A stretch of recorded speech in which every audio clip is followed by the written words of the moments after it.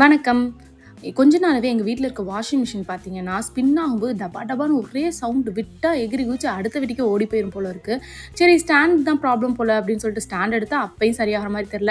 சரி இது வேலைக்கு ஆகாது. ட்ரம் போய் பெரிய செலவாகுறதுக்கு முன்னாடி நம்ம சர்வீஸ்க்கு வந்து அண்ணாவ கூப்பிட்டுலாம்னு சொல்லிட்டு வர சொன்னோம். அவங்க வந்து பார்த்த உடனே சொல்லிட்டாங்க, "சஸ்பென்ஷன் போயிருக்குமா" அப்படின்னு சொல்லிட்டு. ஸோ டிஃப்ரென்ஸ் காமிச்சாங்க. நம்ம வாஷிங் மிஷின் பழசு எடுத்தாங்க இல்லையா? அதோடதுக்கும் புதுசுக்கும் உள்ளதுக்கு வந்து டிஃப்ரென்ஸ் இருந்தது. இது டைட்டா இருந்தது. அது சும்மா அப்படி தொங்க விட்டாலே பார்த்தீங்கன்னா, டொபக்குன்னு கீழ விழுந்துச்சு. அந்த மாதிரி தான் இருந்தது. சஸ்பென்ஷன் மாத்துனதுக்கப்புறம் சவுண்டே இல்லைங்க.